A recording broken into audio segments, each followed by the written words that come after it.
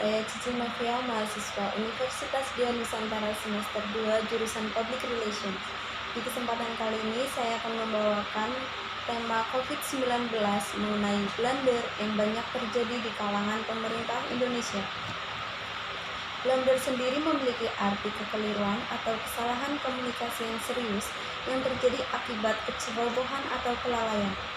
Lembaga Penelitian Pendidikan dan Penerangan Ekonomi dan Sosial atau LP3ES merilis hasil penelitian tentang komunikasi politik Kabinet Jokowi dalam menghadapi pandemi Corona atau COVID-19.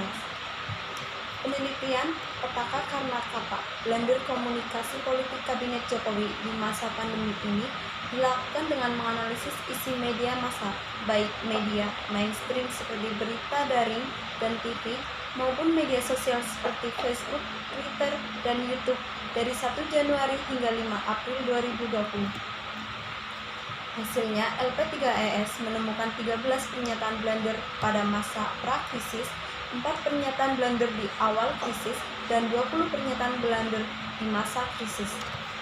Direktur Center untuk Media LP3ES Wijayanto dalam hasil penelitiannya yang diterima pada hari Selasa 7 Mei 2020 menyatakan pihaknya membagi 3 fase dari 5 fase.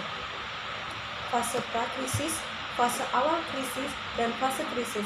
Sedangkan fase resolusi dan evaluasi belum sampai pada masanya seperti yang disampaikan oleh Bapak Wijayanto.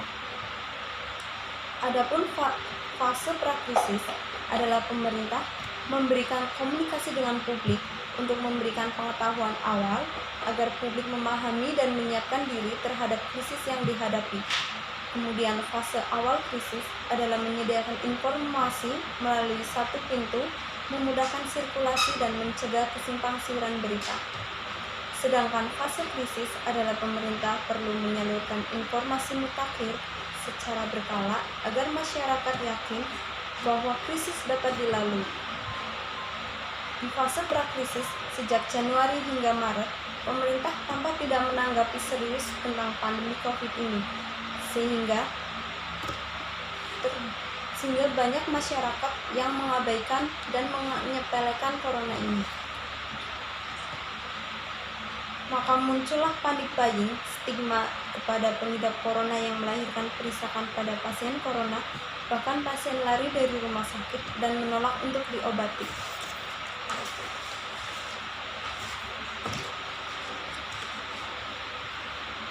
Fase krisis awal, di mana Presiden Jokowi mengumumkan COVID-19 sudah masuk pada 2 Maret hingga 14 Maret, ada 4 statement atau pernyataan yang blunder. Blunder pertama terjadi pada keterlambatan pengumuman oleh Presiden karena pengumuman itu begitu terlambat, mengingat peringatan corona sudah disampaikan sejak Januari dan hasil investigasi media yang menyebut 1 pasien positif di Cianjur. Juru bicara COVID-19 yang awalnya menolak kasus itu kemudian mengakui bahwa pasien memang benar positif. Pada fase ini, ternyata Presiden masih tetap tidak menyadari keseriusan kasus yang ada dan masih memberikan insentif wisata. Wakil Presiden juga setali 3 uang yang artinya sama saja dan memberikan guyonan bahwa corona bisa sembuh dengan minum susu kuda liar. Pada fase krisis, Jokowi kembali blunder dengan menyampaikan darurat sipil yang kemudian diralat dan dijadikan darurat kesehatan. Selain itu, ada juga dari Mendagri Tito Karnavian yang menyampaikan tingkat kematian yang rendah, lalu dari Menko Kemaritiman dan Investigasi Luhut Panjaitan menyebut corona tak betah di suhu panas. Blunder juga datang dari juru bicara COVID-19 Ahmad Yuryanto terkait pernyataannya mengenai orang miskin dan orang kaya. Kemudian datang dari Kapolri Jenderal Polisi Idham Aziz, Menkumham Yasona, dan juru bicara Presiden Fajrul Rahman. Kapolri mengancam akan menahan kerumunan dan penghinaan selama corona.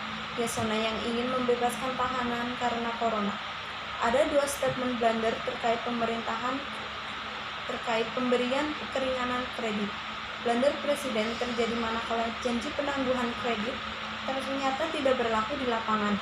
Statement ini lalu diralat oleh juru bicara Presiden yang menyatakan bahwa keringanan baru diberi kalau sudah dinyatakan positif corona. Selain itu, blunder terbanyak di fase krisis terjadi dalam polemik mudik lebaran. Presiden yang mulanya memberikan larangan mudik untuk menghindari penularan corona yang diamini oleh juru bicara Presiden, juru bicara COVID, dan Mensesnek. Namun, pernyataan itu kemudian direvisi oleh juru bicara Presiden dan Menko Kemaritiman yang menyampaikan bahwa mudik diperbolehkan asal melakukan isolasi. Presiden juga akhirnya meralat pernyataan sendiri dengan memperbolehkan mudik lebaran. Dari blunder-blunder yang disampaikan oleh Presiden dan kabinetnya tersebut, kita dapat melihat bahwa komunikasi yang berkualitas akan menghasilkan trust dan solidaritas. Apabila komunikasi itu dilakukan inkonsisten atau tidak ada konsistensi antara pernyataan satu dan yang lainnya, maka itu akan menimbulkan kebingungan dan pemahaman yang tidak masif terhadap baik itu rakyat maupun masyarakat yang menjadi pendengar atau komunikannya. Untuk itu, diperlukan adanya konsistensi dan transparansi. Konsistensi diperlukan agar pesan itu sampai dan mudah dipahami sampai akar rumput. Konsisten ini berarti Presiden dan kabinetnya harus menyampaikan pesan yang sama dari waktu ke waktu. Ini juga berarti bahwa antara Presiden, Wapres, dan para menteri harus menyampaikan pesan yang sama dan bukannya saling bertentangan satu sama lain. Selain itu, transparansi dibutuhkan agar pesan bisa dipercaya. Publik harus diberitahu secara jujur apa alasan dari satu kebijakan itu diterapkan. Transparansi dan konsistensi adalah kunci untuk mengembalikan kepercayaan publik. Dari data yang saya sampaikan di atas tadi, memberikan pandangan baru bagi kita semua bahwa pemerintah sebagai tameng dan tempat kepercayaan masyarakat sudah semestinya bertindak serius, apalagi yang menyangkut hidup banyak orang. Kesalahan merupakan hal yang manusiawi, namun baiknya jika pemerintah meminimalisir kesalahan dengan menunjukkan sikap keseriusan dalam penanganan COVID-19, bukan malah sebaliknya. Dan juga kita sebagai masyarakat hendaknya dapat berpikir logis dan realistis maupun rasional dengan tetap menjalankan anjuran pemerintah mengenai protokol kesehatan dan bukan malah menyepelekan dan balik anarkis terhadap pemerintah. Sekian yang bisa dapat saya sampaikan.